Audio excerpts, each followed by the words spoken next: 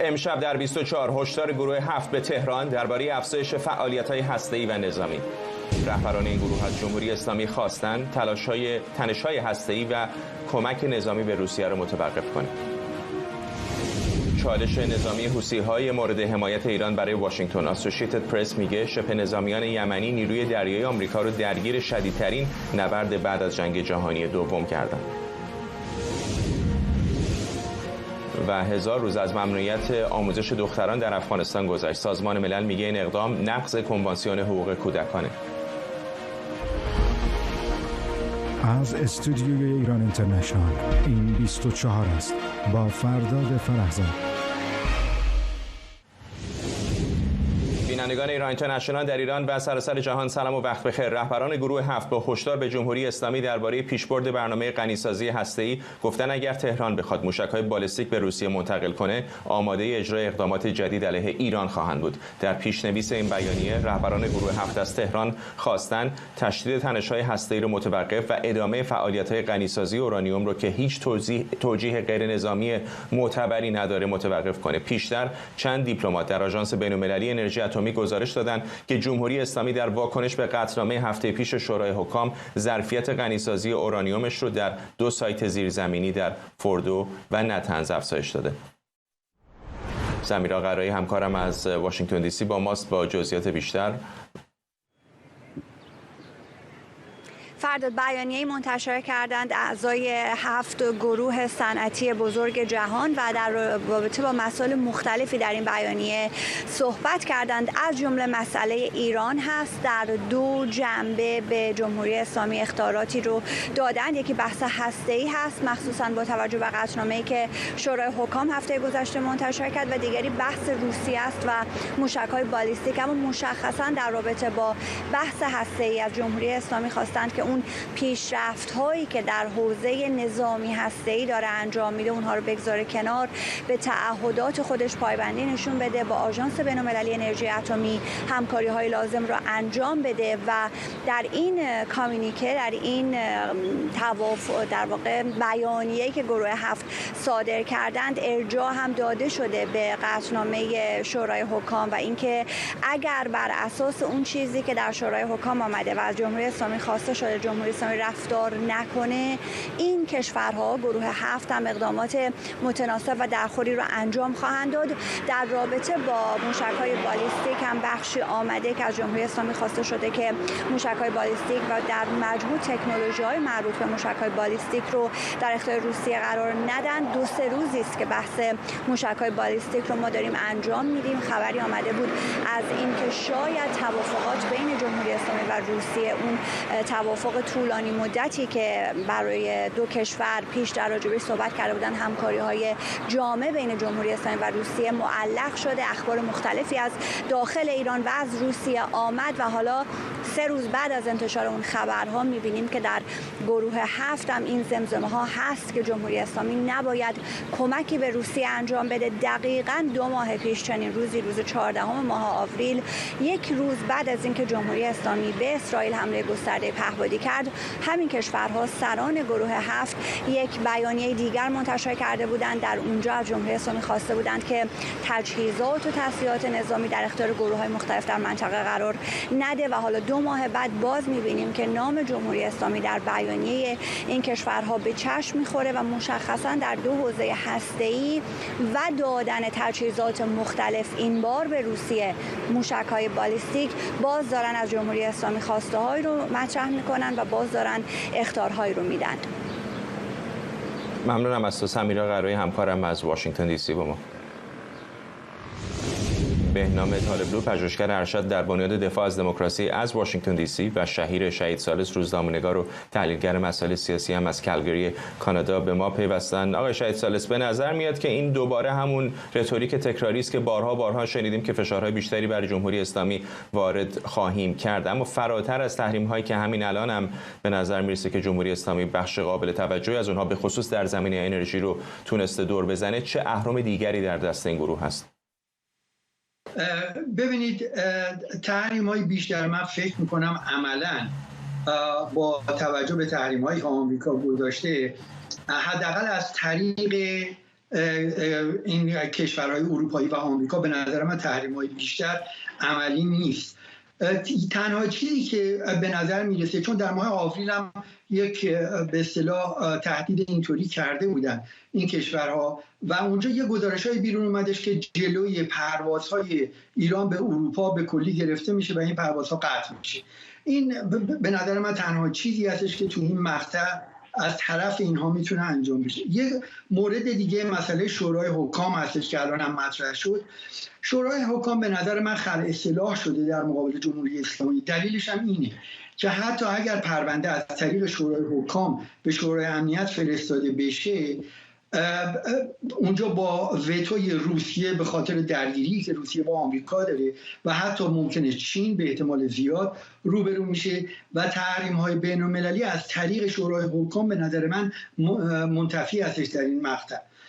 یک مورد دیگه که میتونه اینجا به اصطلاح کار بکنه از نظر تحریم‌ها و تنها شاید چیزیه که میشه بهش اتکا داشتش، مسئله مکانیزم ماشه هستش. مکانیزم ماشه رو اینا میتونن ببرن اونجا و شما میدونید کلید به اصطلاح برقرار کردن این تحریم‌ها و فشار آوردن چین هست، چون بین 80 تا 90% نفت ایران به چین فروخته میشه. آیا چین رو میتونن متقاعد بکنن؟ توی مکانیزم ماشه نیازی نیستش، برای اینکه اگر بره به شورای امنیت اونجا دیگه اتوماتیک قطعنامه‌ها برمیگرده، به خصوص قطعنامه 1929 و به اصطلاح دیگه تحریم‌های بین‌المللی برقرار میشه و چین هم نخواهد خرید، برای اینکه خود چین هم متعهد هستش به اصطلاح قطعنامه‌هایی که در سازمان ملل و از طریق شورای امنیت تصویب میشه. یه طرف دیگه ماجرام ایران هستش. آیا ایران دست از این وضعیت برمی‌داره؟ الان یه سری از تحلیلگرایی که بالاخره به اصطلاح شناخته شده هستن و معروف هستن در ایران معتقد هستن که تایید آقای پزشکیان نشون میده که سیستم خودش رو آماده کرده برای یه سری تغییرات به خصوص در سیاست خارجی. این تحلیلیه که میگم تحلیلگرای معتبری تو ایران از این تز دفاع میکنن، ولی دو تا موضوع اینجا هستش. آیا اولا آقای پزشکیان رأی خواهد آورد، انتخاب خواهد شد؟ الان نظر تقریبا باز تمام این کارشناسان این هستش که برای اینکه ایشون انتخاب بشه باید آرا بره به بالای 60% برسه. اگر 40% باشه معتقدن حتی جلیلی انتخاب خواهد شده، برای اینکه مردمی که قهر کردن باید دید واقعا برمیگردن که یه مرتبه به اصطلاح افزایش 20% رو ما ببینیم. یه مسئله دیگه اینه که حتی اگر پزشکیان انتخاب بشه، آیا واقعا سیستم حاضر هستش؟ آقای خامنه‌ای حاضر هستش که نرمش قهرمانانه 2 رو کلید بزنه؟ باید ببینیم که آیا اینی که این دوستان میگن، این کارشناسان میگن که سیستم خودش رو آماده کرده برای تغییراتی با تایید پزشکیان، آیا واقعا چنین چیزی در درون سیستم اتفاق افتاده یا نیفتاده؟ باید صبر کنیم ببینیم. شما خودتون هم با این نظر موافقید آقای شاهد ثالث؟ که چی؟ که سیستم خودش رو آماده کرده برای پزشکیان؟ به نظر من سیستم خودش رو آماده کرده برای روی کار اومدن آقای پزشکیان. اینو من مطمئن میدونم، یعنی تقریبا قاطعا میتونم بگم و الا تاییدش نمی‌کردن. ولی اینکه آیا حتی اگر ایشون انتخاب بشه آیا به او اجازه و فرصت این رو خواهند داد که حالا با آقای خاتمی هم دیدیم که با ایشون به اصطلاح جلسه‌ای داشت و خب چیز مهمی هم هستش، یعنی اینکه مورد تایید اصلاح طلبها هستش. ولی آیا همچین چیزی خواهد شد به خصوص در زمینه سیاست خارجی اجازه خواهند داد، یا اینکه فقط میخوان یک حالت به اصطلاح آرایش داشته باشه و این انتخابات رو به قول معروف بزک بکنن، بگن که یه اصلاح طلب هم اومده شرکت کرده که آمار رو ببرن بالا، مشارکت رو ببرن بالا، مشروعیتی برای سیستم ایجاد بکنن که ضربه خورده بود در 3 انتخابات پی در پی. آقای طالبلو، قدرتمندترین عضو این گروه 7 ایالات متحده آمریکا هم درگیر کلی بحران‌های داخلی و بین‌المللی هست. خیلی تمرکزی به نظر نمیاد اونقدر روی ایران به خصوص دولت فعلی گذاشته باشه. اگر در تهران مقامات جمهوری اسلامی به این ادبیات گروه 7 گوش بدن، چقدر فکر می‌کنید واقعا اونها رو نگران می‌کنه یا میگن نه گوش ما پر است از تهدیدهای این چنینی؟ خیلی ممنون از دعوتت فرهاد خان. متاسفانه حس ششم به من میگه درسته، یعنی این تفسیر شما درسته که جمهوری اسلامی ایران همینجوری سعی میکنه کجدار مریضی برنامه هسته‌ای خودش رو افزایش پیدا کنه یا مثلا در سطح نرخ تولید اورانیوم یا غنی کردن اورانیوم یا نصب و کسب استفاده از این سانتریفیوژهای جدید یا مثلا ساخت قطعات سانتریفیوژهای جدید که همین تو این 6 ماه 9 ماه اتفاقا تا 18 ماه پیش هم، یعنی از زمان آخرین تصویب قطعنامه سنشر در شورای حکام علیه جمهوری اسلامی ایران کرده و خواهد کرد. علتش هم متاسفانه روشنه. اینا فهمیدن، یعنی خود جمهوری اسلامی فهمیده بود که دولت بایدن نه مایلی داره واسه افزایش تنش‌ها در منطقه، نه مثلا هم قبل از 7 اکتبر اتفاقا نه میتونسته نیروها رو متمرکز کنه و جامعه آمریکا رو تمرکز کنه روی یک مثلا سیاست شدت عمل با جمهوری اسلامی با ایران. برای همینه که یه سری از این تحریم‌های یکجانبه نفتی آمریکا و پتروشیمی آمریکا و قطعات یدکی و چیزهای فلزی و غیر ذالک هنوز بی‌عمل مونده و به این علت هم دولت بایدن همونطور که بارها ما با هم دیگه بحث کرده بودیم، اعمال این فشار جزو فلسفه دولت بایدن نیست و این دولت که دنبال پیروزی در انتخابات نوامبر 2024 در این کشور در آمریکا هست، مایل به افزایش فشار آنچنانی هم نیست. برای همین تو شورای حکام تو همین ماه اروپا به دست راست آمریکا در اومده بود، یعنی اروپا مایل بود به افزایش فشارهای دیپلماتیک و شاید هم فشارهای اقتصادی. ما یادمون نره که اکتبر سال 2022 یعنی تقریبا چند ماه قبل اروپا برای اولین بار نقض روحیه و شاید هم یه سری بگن نقض متن برجام کرده بود با نگه داشتن 200 اندی شبکه و افراد و حتی هواپیما و کشتی‌های جمهوری اسلامی که قرار بود از فهرست‌های تحریمی خودشون بیاد بیرون و این حاکی از مثلا یک تغییر تفکری در اروپا هست که هم بعد از نهضت مهسا و هم بعد از صدور پهپادها به دولت روسیه از ایران و هم بعد از مثلا یه سری ادوانس‌های بسیار خطرناک در برنامه اتمی ایران مانند غنیسازی به 60%، مانند رفتن به 80%، مانند تونل کردن در یک جای بغل نتنز به نام کوه کلنگ، مانند نصب سانتریفیوژهای جدیدتر و قطع کردن یه سری کمره‌ها از فوریه 2021. آقای شهید ثالث اشاره کوتاهی کرد به موضوع انتخابات ایران. شما چقدر فکر میکنید که انتخاب احتمالی پزشکیان میتونه تأثیری بذاره رویکرد بین‌المللی جمهوری اسلامی؟ با کمال احترام به آقای دکتر، من کاملا یک تفسیر 180 درجه مخالفی دارم. یعنی ایشون اشاره کرده بود به اومدن آقای پزشکیان، یعنی این 7 یا 8% آدمایی که از این 80 تا افرادی که ثبت نام کرده بودن و 6 افراد تایید شده بودن، پزشکیان تنها به اصطلاح اصلاح طلبی در اون جمع، در اون شکی نیست. ولی آیا ایشون مثلا اومده بود به عنوان یک مهره‌ای که سیاست جمهوری اسلامی ایران رو عوض کنه؟ به نظر من نه. ما فقط باید لابلای خبرهای جمهوری اسلامی رو مثلا بخونیم که ببینیم که 2 بار در این هفته آقای صفوی که مشاور آقای خامنه‌ای هم هست اشاره کرده بود به مثلا کی بایستی انتخاب بشه در این انتخابات و همینطور هم دیدیم که خود خامنه‌ای هم چند روز پیش گفته بود خواستار یک فردی هست که میراث دولت رئیسی رو تایید کنه. ممنونم از هر دوی شما آقایون. بهنام طالبلو، پژوهشگر ارشد در بنیاد دفاع از دموکراسی و همینطور شهیر شهید ثالث، روزنامه‌نگار و تحلیلگر مسائل سیاسی از کلگری کانادا.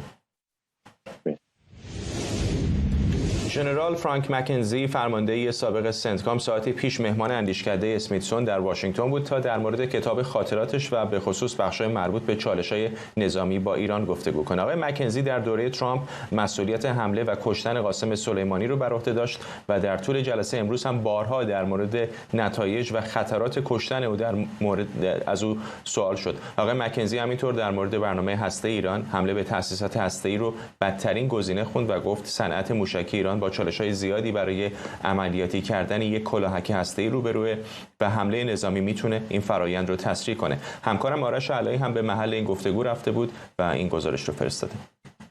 روز جمعه اندیشکده اسمیتسون در شهر واشنگتن دی سی میزبان ژنرال فرانک مکنزی، فرمانده اسبق سنتکام بود. سنتکام مرکز سرفرماندهی ارتش آمریکا در خاورمیانه و شمال آفریقا است و آقای مکنزی هم فرماندهی سنتکام و زمانی بر عهده داشت که و پرزیدنت ترامپ دستور قتل قاسم سلیمانی رو صادر کرد. آقای ژنرال مکنزی در این جلسه به تفصیل در مورد تصمیم گیری در مورد کشتن قاسم سلیمانی، اینکه چه مدارکی رو دیده بودن برای اینکه قانع بشن که باید حتما قاسم سلیمانی رو از بین ببرن صحبت کرد. راجع به مدارکی که ژنرال مکنزی میگفت ایشون رو قانع کرده است که در اون زمان قاسم سلیمانی برنامه‌ای داشت برای کشتن آمریکایی‌ها در عراق و سوریه و ایشون گفت حتی اگر این اتفاق نمی افتاد احتمالاً در 24 ساعت تا 48 ساعت پس از ورود قاسم سلیمانی به عراق تعدادی آمریکایی و احتمالاً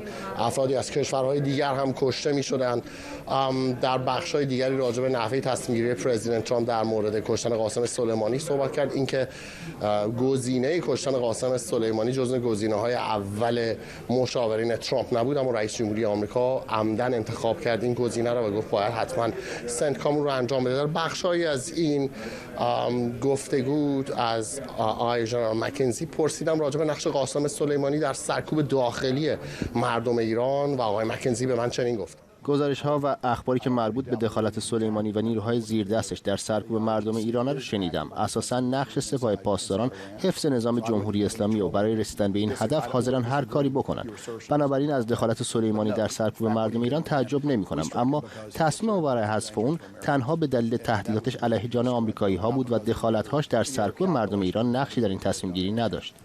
این گفتگو شامل بخش‌های مختلفی بود در مورد ایران. بخشی از این گفتگو در مورد برنامه اتمی ایران بود. ژنرال مکنزی با اطمینان خاطر گفتش که فکر نمی‌کند جمهوری اسلامی قصد این رو داشته باشد که بخواهد کلاهک اتمی تولید کند، به خاطر که توانایی‌های مهندسیش رو ندارد، توانایی‌های اینکه بخواهد اون رو بذارد روی کلاهک و پرتاب بکند از طریق موشک رو ندارد. ولی ایشون گفتش که جمهوری اسلامی دلش می‌خواد از این طریق اخاذی کند و یکی از دلایلی هم که ادامه می‌دهد به اینکه غنیسازی اورانیوم رو سطح بالا انجام بدهد این است که می‌خواهد از غرب اخاذی کند. ایشون گفت بدترین کار این است که در همین حالت به جمهوری اسلامی حمله کرد و به تأسیسات هسته‌ایش. اونجوری ممکن است ملاها در ایران واقعا به این نتیجه برسند که بمب اتمی نیاز دارند.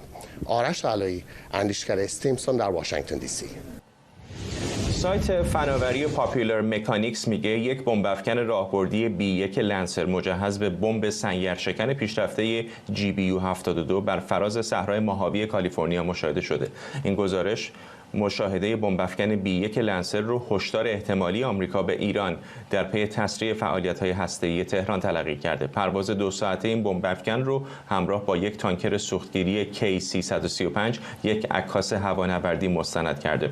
تصاویر ثبت شده نشون میده بمب افکن لنسر مجهز به بمب هدایت شونده GBU 72 که برای تخریب تأسیسات زیرزمینی طراحی شده. فرزین ندیمی، تحلیلگر امور دفاعی امنیتی در مؤسسه واشنگتن از همین شهر با ماست. آقای ندیمی، آیا تصویر خاصی به ما میده از یک هشدار احتمالی، همین که اصلا بمب رو در فراز آسمان خود آمریکا داشته حمل می‌کرده؟ بله، میشه اینطور در نظر گرفت. البته بمب GBU 72 بمبی به نسبت جدید، البته نه خیلی جدید، برای اولین بار به طور کامل در سال 2020 مورد آزمایش قرار گرفت و با هواپیمای جنگنده کوچکتر. اصولاً بمبیه که برای حمله به هدف‌های مستحکم در کره شمالی و ایران طراحی شده و برای اینکه بتونه هم از روی هواپیمای جنگنده و هم هواپیمای بمب افکن مورد استفاده قرار بگیره، مثل F-15 که اولین بار تستش روی اون انجام شد.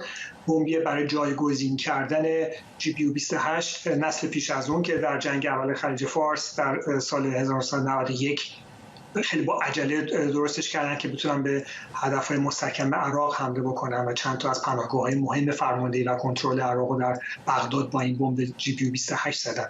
حدود 4000 پوند، بیش از 2000 کیلوگرم وزنشه. این بمب نسل جدیدتر هست و قدرت نفوذ به اهداف مستحکم و سخت خیلی بیشتری داره، قدرت انفجاری بالاتری داره و وزنش هم کمی بیشتر هستش و تقریبا از نظر ابعادی مشابه اون هست. تفاوت در اینه که بمب نسل پیش از اون به وسیله تابش لیزر هدایت میشد و این نسل جدیدتر به وسیله هدایت ماهواره‌ای GPS انجام میگیره کار هدایت و در نتیجه نسبت به هر هوایی در هر شرایط جوی میتونه انجام بده کارش. حالا چرا با این بمب افکن B1 این آزمایش با این کیفیت در یک چنین زمانی، خب البته صحرای موآوی نزدیک پایگاه هوایی ادواردز نیروی هوایی آمریکا هست، جایی که اغلب تست های هوایی هم هواپیماهای جدید و هم تسلیحات جدید روی هواپیماها اونجا انجام میگیره. این هم طبیعتا در چارچوب تست های بوده که برای استفاده بمب این جدید روی بمب افکن B1 لنسر بوده،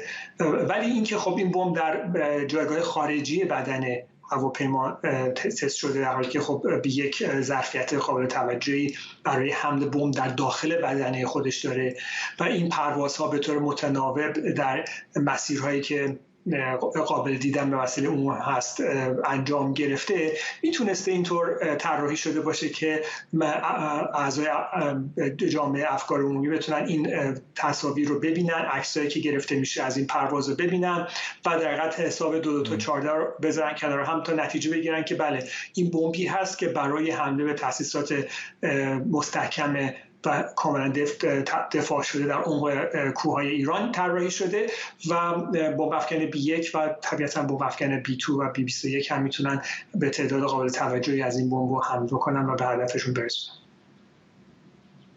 به شکلی دوباره اون سوال اولم رو دوباره مطرح کنم آقای ندیمی، اگر اشتباه میکنم منو اصلاح بکنید، خیلی سابقه نداره که جنگنده های آمریکایی بر فراز آسمان آمریکا مسلح پرواز کنن، نه؟ همونطور که عرض کردم در صورتی که برای آزمایش و تست این بمب بر روی یک هواپیمای جدید انجام بگیره، در حقیقت بمب جدید روی یک هواپیما باید تست بشه و این اصطلاحاً میگن اینتگریشن انجام بگیره، تست مختلف کپتیو تست یعنی همراه هواپیما و بعد دراپ تست آزمایش رها کردن بمب در صحرای موآوی محلی هستش که معمولا تست ها انجام میگیره. ولی اینکه خب از نظر زمانی این کیفیت این شکل میتونه مسیرها رو جوری انتخاب بکنن، اگر خیلی بخوان موضوع رو محرمانه نگه دارن میتونن مسیرهای پروازی جوری باشه که کمتر در مقابل چشم عکاسان قرار بگیره، یا میتونستن این بمب از محفظه های داخلی هواپیما هم بکنن. ممکنه یک اهداف روابط عمومی هم در جریان باشه، ولی خیلی چیز عجیبی نیست تست کردن بمب های جدید بر روی هواپیماها. یک کاری که لازم هست و باید انجام بگیره، کاملا سرتیفای بشه تا بعدا در شرایط رزمی از اونا بشه استفاده ایمن کرد. و احیانا این بمبی هم که آزمایش شده اگر هدفش آزمایش قدرت نفوذ این بمب و رها کردن و آزمایش قدرت نفوذش به هدف نبوده باشه، میتونه بمبی باشه که مواد منفجره هم نمیکنه، اصطلاحا میگن بمب‌های اینرت هست، یعنی بمب‌های غیر انفجاری هست و یک نوارهای آبی رنگی روی بدنه اونها وجود داره به جای نوارهای زرد که نشون دهنده بمب حاوی مواد منفجره هست. ممنونم از شما. ممنونم. فرزین ندیمی، تحلیلگر امور دفاعی امنیتی در مؤسسه واشنگتن. اسوسییتد پرس میگه نیروی دریایی آمریکا درگیر شدیدترین نبرد دریایی مداوم از زمان جنگ جهانی دوم شده. این نبرد کارزار آمریکا علیه حوثی‌های یمنه که با موشک و پهپاد امنیت آبراهای منطقه رو به چالش کشیدن. بر اساس این گزارش در 7 ماه اخیر حوثی‌ها با حملات تقریباً روزانه‌شون بیش از 50 کشتی رو هدف قرار دادن. این حملات باعث کاهش چشمگیر کشتیرانی در مسیر دریای سرخ، کانال سوئز و دریای مدیترانه شده. فرماندهان نیروی دریایی آمریکای مستقر در خاورمیانه نبرد با حوثی‌ها رو بسیار جدی توصیف کرده و از احتمال تشدیدش خبر دادن. فکر نمی کنم مردم واقعا درک کنند که این وضعیت تا چه حد جدیه و اینکه کشتی‌های ما چقدر در معرض تهدیدن. حوثی‌ها هر روز شلیک می‌کنند. کشتی‌های ما هم هر روز در معرض خطر قرار دارن و ما در دفاع از خودمون و حفاظت از نیروهامون عملکرد بسیار خوبی داریم. اما این تهدیدها بی‌وقفه و مداومه. حالا با وجود اینکه بسیار آموزش دیده هستیم و تا به حال عملکرد فوق‌العاده‌ای داشتیم، اما کافیه فقط یک بار اشتباه کنیم. درسته؟ حوثی‌ها فقط نیاز دارن یه بار از خطای ما استفاده کنن و یه حمله موفق داشته باشن و نتیجه اونم ویرانگره. در این گزارش حمایت مالی، اطلاعاتی و تسلیحاتی ایران از حوثی‌ها از عواملی خوانده شده که به حوثی‌ها امکان میده این نبرد رو ادامه بدن. ما در حال حاضر با قطعیت بالایی باور داریم که ایران نه تنها حمایت مالی بلکه در زمینه اطلاعاتی هم به حوثی‌ها کمک می‌رساند و در نهایت موضوعی که بیشتر در رسانه‌ها هم مطرح است کمک‌های تسلیحاتی و عملیاتی است که ایران در اختیار حوثی‌ها قرار می‌دهد. ما همینطور می‌دانیم که حوثی‌ها برای هدف قرار دادن کشتی‌های تجاری و همینطور ناوهای جنگی آمریکا هم آموزش دیدند. آرش آرامش، اقدام و کارشناس امنیت ملی از واشنگتن به ما پیوسته. آقای آرامش، یک نفر ممکنه تصور بکنه خب گروه حوثی‌ها در یک کشور بسیار ضعیفی مثل یمن چطور میتونن برای اینقدر مدت طولانی قدرتمندترین ارتش جهان رو تا اندازه زیادی مستصل بکنه؟ چطور هستش که آمریکا نمیتونه کامل از پس اونها بر بیاد؟ این گزاره‌ای که این خبر رو که اسوسییتد پرس داد میگه که بزرگترین چالش نیروی دریایی ایالات متحده است بعد جنگ جهانی دوم. ما باید یه مقداری این رو باز بکنیم. ببینید، بعد جنگ جهانی دوم ایالات متحده در جنگ‌های مختلفی درگیر بود. جنگ کره دقیقاً بعد جنگ جهانی دوم شروع شد. مثلا جنگ ویتنام جنگ نبرد درگیری بزرگ بعدی بود. بعد از اون ایالات متحده در پاناما، در گرنادا، بعدم در جنگ خلیج فارس اول برای آزادسازی کویت. میایم جلوتر، قضیه جنگ بوسنی هست، کشتار مردم بوسنی توسط سرب‌ها و نجات جان اونها، و بعدم مسئله کوسوو در سال 1998 میلادی، بعدم جنگ اول، جنگ افغانستان و عراق. اینها در هیچ کدوم از اینها ایالات متحده طرف مقابلش نیروی دریایی آنچنان قوی نداشت. حالا چرا منظورمه؟ در جنگ جهانی دوم که خب بالاخره ارتش آلمان و ارتش امپراتوری ژاپن نیروی دریایی بسیار قوی داشتن تا اینکه ایالات متحده و متفقین تونستن اونها رو کمرشون رو بشکنن و بعدم دیگه برتری هم دریایی داشتن هم هوایی. در جنگ کره اون کشوری که حامی اصلی کمونیست‌های شمال بود چین بود. شوروی هم حمایت میکرد و هرچند کره شبه جزیره است ولی حضور دریایی آنچنان قوی نه چین داشت اونجا، چون بالاخره اون ارتش آزادی بخش خلق چین اون موقع اصلا نیروی دریایی نداشت، چند قایق هم نداشت، در این حد بود. به خاطر همین بعد از جنگ داخلی شانگهای شک خیلی راحت رفت تایوان، در اون جزیره موندن چون میدونستن ماو و رفقا نمیتونن بیان اونجا سراغشون. شوروی ها هم آنچنان درگیر نمیشدن در آبها با ایالات متحده. کلا دکترین نظامی هم در زمان جنگ سرد آماده شدن بود برای مقابله با اتحاد جماهیر شوروی که هیچ وقت همچین مقابله مستقیمی شکل نگرفت. حالا نکته دوم، قاعده جنگ هم عوض شده. اگر زمان جنگ جهانی دوم به خاطر توحش گسترده آلمانی ها و ژاپنی ها این اجازه رو به متفقین میداد که شهرهای اونها رو از الف تا ی، از A تا Z بمبارون کنن، قاعده جنگ هم عوض شده. شما نمیتونید برید صنعا رو مثل فرش بهتون کارپت بامینگ از اول تا آخر بمبارون کنید، نمیتونید. باید خیلی نقطه زن باشید. اصلا کلا هم قواعد جنگ عوض شده، هم بالاخره بشر تو این سالهای مختلف در درگیری‌های مختلف جنگی تا جایی که تونسته، به خصوص کشورهایی که حتی حالا میخوام بعضیا بگن اینا همش حرفه، بگیم حتی به حرف اعتقاد دارن یا میگن که نمیخوان کشتار غیر نظامی بشه، دیگر نمیتونن اونجوری جنگ بکنن. از اون طرف مقابل مثل حوثی‌ها، مثل حماس، مثل جهاد اسلامی، القاعده و داعش و طالبان و گروه‌های اینچنینی که ایالات متحده به دنیای آزاد باشون درگیرن، حتی کشتن غیر نظامی رو هم به عنوان یک برتری نظامی یا برتری به قول معروف تاکتیکی و راهبردی می‌بینن. پس دو نکته رو عرض کردم، هم ماهیت دشمن عوض شده، به خصوصی که بعد جنگ جهانی دوم خب ایالات متحده آنچنان درگیری دریایی نداشت. بله، سال 1998 میلادی جنگنده‌های ایالات متحده که از ناوهای هواپیمابر در دریای آدریاتیک بلند می‌شدن، می‌رفتن مناطق مختلف در یوگسلاوی سابق که مثلا صربستان بود، از بلگراد گرفته جوپالا و پایین می‌زدن، ولی ارتش صربستان یوگسلاوی حضور دریایی نداشت. کرواسی که جدا شده بود، مونتنگرو پایینم که عملاً نیروی دریایی نداشت، میمون بوسنی هم که خب ببینید دیگه بوسنی هرزگوین کاملاً لازم زمینی لندلاک، یعنی دور و برش همه زمینه. نقش اراده سیاسی رو چقدر مهم می‌دونید آقای آرامش؟ یعنی اینطوری که دارید شما توصیف می‌کنید خب اینا هم از نقطه نظر نظامی هست، اما واقعاً به نظرتون اگر اراده سیاسی راسخی وجود داشته باشه ایالات متحده نمیتونه حوثی‌ها رو نابود کنه؟ پس سوال اینجاست که نابود کردن یعنی چه؟ اولی که بذارید جوابتون رو خیلی مستقیم بدم. به نظر من نحوه برخورد تیم بایدن و دولت بایدن با حوثی‌ها و گروه‌های تروریستی تحت حمایت حکومت تهران کاملا اشتباه بوده. حکومت تهران حرف زور میفهمه و آقای بایدن و شرکا تا جایی که تونستن جلوی اینها نرمش کردن. بنده که بالاخره به دلایل مختلف دموکرات هم و آقای ترامپ رو هیچ وقت به عنوان یک آدم صالح نمیبینم که بخوام بهش رأی بدم، ولی در مورد سیاست خارجه، در مورد ایران تیم بایدن بسیار بد عمل کرده.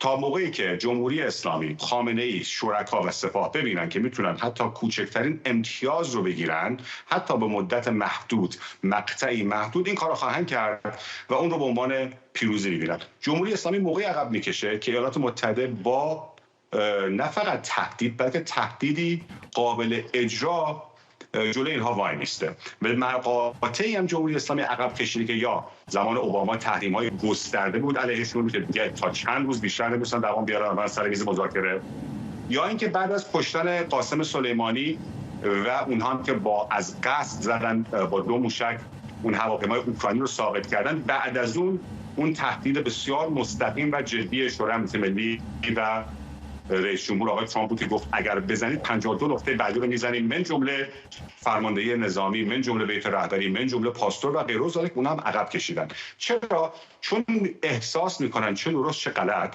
که روند کاری بایدن و تیمش اینطوری بود که اینها اهل زدن نیستن و همش خط نشون، حتی خط نشون هم نمیکشن. این مشکل تیم آقای بایدن. پس بریم سر قضیه دوم. حالا نابودی حوثی‌ها یعنی چی؟ من نمیگم چیه در دنیای مدرن که شما نمیتونید بیاید اسلحه شیمیایی یا بمب اتم استفاده کنید. شما که نمیتونید بیاید بمب خوشه‌ای رو از این انبار موشک‌هاشونه بالاخره دیگه. یعنی اینا مثل داستان طالبان نیستش که در کوههای صعب العبور افغانستان مخفی شدن با کلاشنیکوف. حرف موشکه و به نظر میاد که بالاخره اونها رو باید ایالات متحده آمریکا بتونه پیدا بکنه، رصد بکنه، چه موقعی که از ایران دارن ارسال میشن به یمن، چه موقعی که از یمن دارن شلیک میشن. بله، ولی به این سادگی هم نیست. اگر اینطور بود خب جلوشو میگرفت دیگه. تو این همه سال که ایالات متحده میتونست رصد بکنه مثلا رسیدن این که حالا بگید از قصد میذارن، اینا توری توت هست. این که بگید حالا از قصد ایالات متحده میخواد که این موشکا برسه که این بزنه کشتیاشون نابود کنه، نه توریای توطئه داج ناپلئونی، نه. ولی به این راحتی هم نیست. شما حرف آبراهای بسیار گسترده میزنید. بالاخره چند ده هزار تا کشتی که نداره ایالات متحده اونجا. کلا ناو ایالات متحده از این 7 ناوی که داره 280 اندی شناور دارن. 2.6 میلیون تن شناور هست. این که نمیتونه بیاد تمام آبهای دریای سرخ، تمام آبهای اقیانوس اطلس، اقیانوس آرام، اقیانوس هند، به خصوص موقعی که فوکس و تمرکزش جای دیگه است، در اقیانوس هند هست و اقیانوس آرام، و اینطور نیستش که بتونه تک تک موشک و راکت و کروز و آر پی جی و غیره ذالک حوثی‌ها رو رصد بکنه. ببینید جنگ نامتقارن مشکلش اینه. مشکلش این است که طرف مقابل شما یک ارتشی نیست که خب زدید توی خط اینها رو شکوندید تسلیم شدن فبها.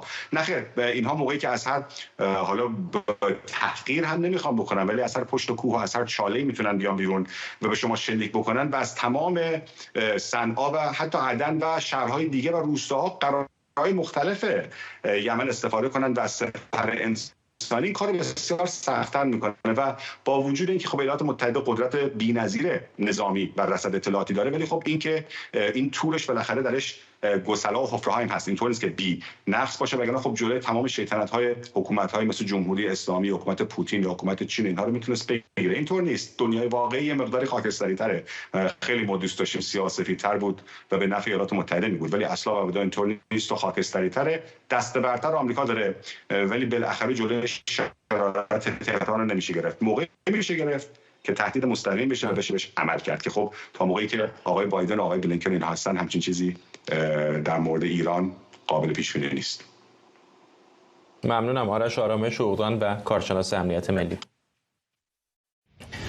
در ادامه واکنش‌ها به 1000 روز محرومیت دختران افغانستان از آموزش، فرستاده ویژه سازمان ملل برای آموزش جهانی خواستار اتحاد جهان در حمایت از دختران افغانستان شد. گوردن براون با حمایت از کارزار صدای دختران افغانستان گفته انکار حق آموزش ناقض منشور ملل. چهره‌های شناخته شده از جمله ریچارد بنت، گزارشگر ویژه حقوق بشر سازمان ملل، خالد حسینی نویسنده و ضیاءالدین یوسفزئی بنیانگذار نهاد ملاله در این کارزار حمایت کردند.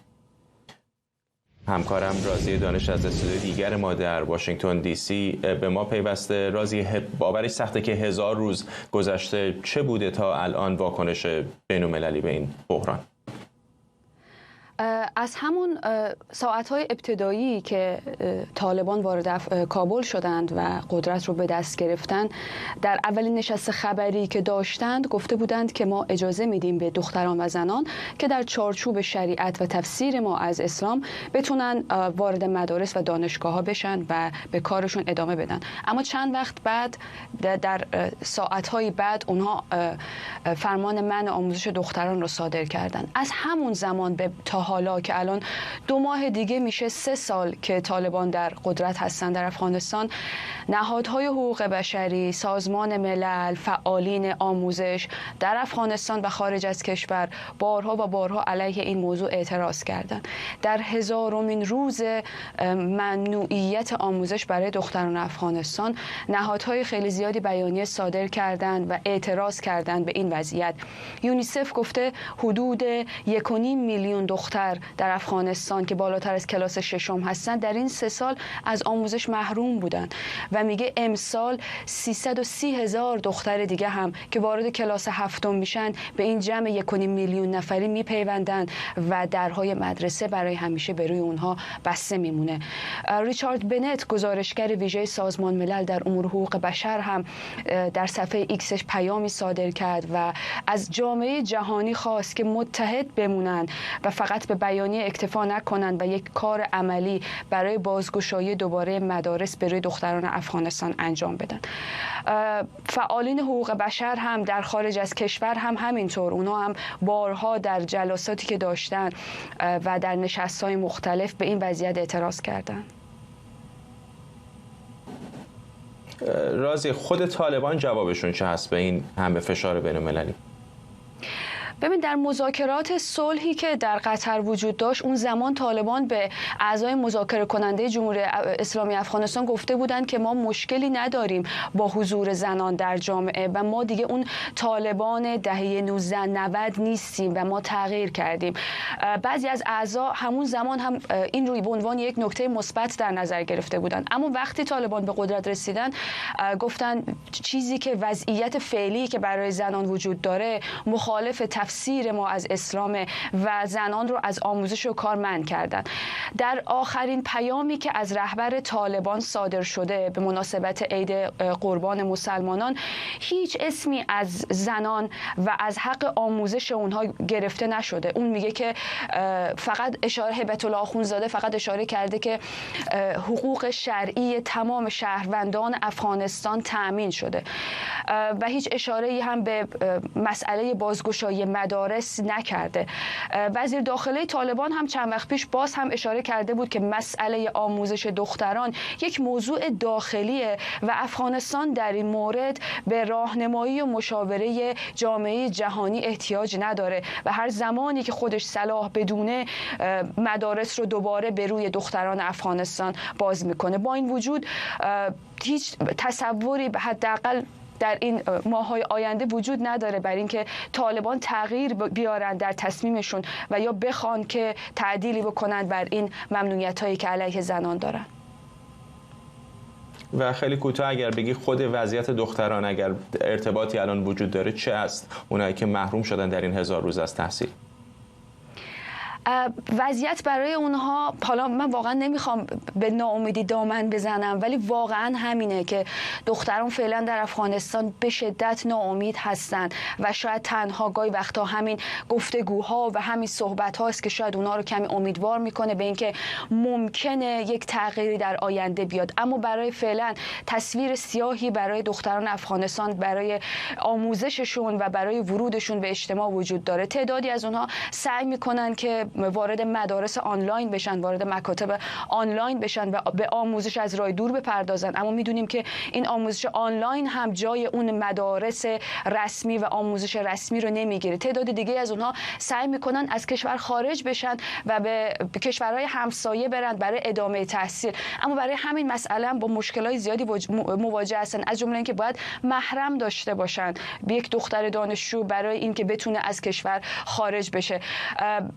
کسایی هم که در داخل هستن عده معدودی از اونها دسترسی به اینترنت دارن و ممکنه خانواده‌های کمی حاضر باشن که این فرصت رو که یک هزینه مازاد هست بر وضعیت اقتصاد خانواده برای دخترانشون تامین بکنن و حاضر باشن که به اونها کمک بکنن که از آموزش رسمی دور نمونن. ولی متاسفانه تصویری که فعلا برای دختر افغانستانی محروم از درس وجود داره واقعا یک تصویر سیاهیه. ممنونم از تو همکارم راضیه دانش از واشنگتن. تمنا زریاب پریانی فعال حقوق بشر هم به ما پیوسته. خانم زریاب، واقعا دردناک است که می‌بینه آدم 1000 روز دختران افغانستان از بدیهی ترین حقشون تحصیل محروم هستند. چقدر به نظرتون جامعه جهانی فراموش کرده دختران افغان رو؟ سلام خدمت شما و بیننده‌های هستند. تشکر از فرصتی که اختیار ما گذاشتین.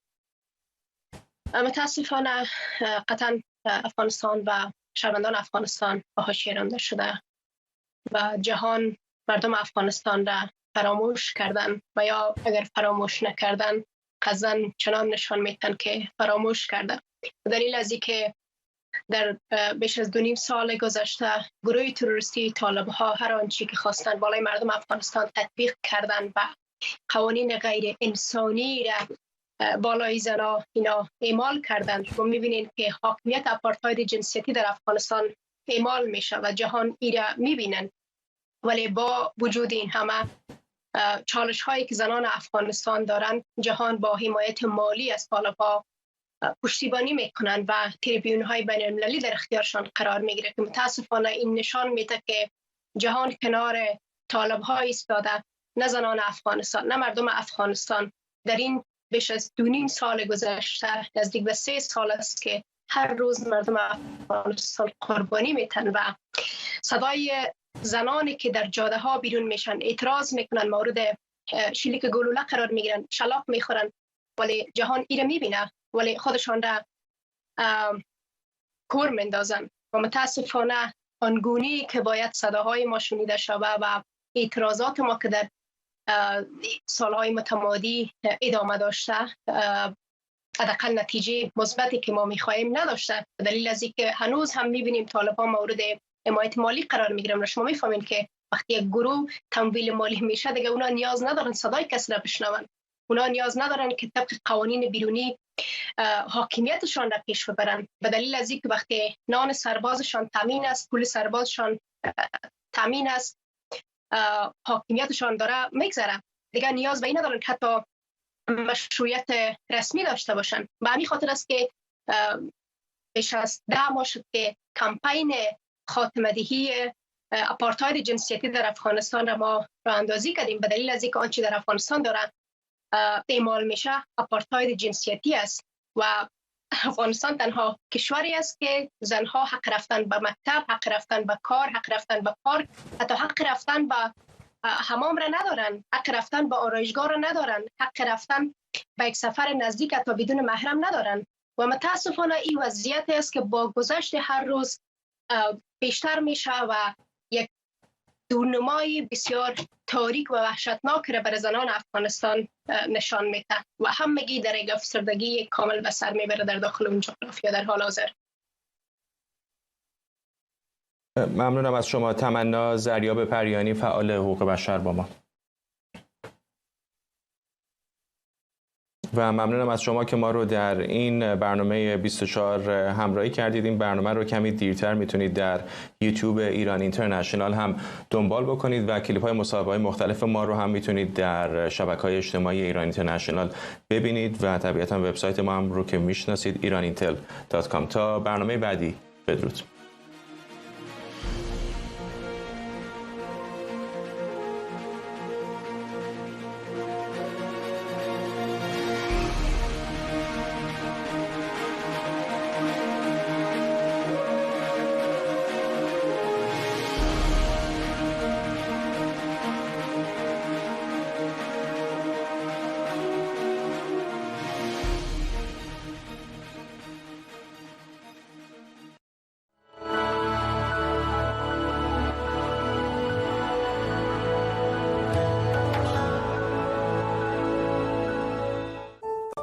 حقیقت گاهی در پشت پرده های سیاست و پروپاگاندا پنهان است.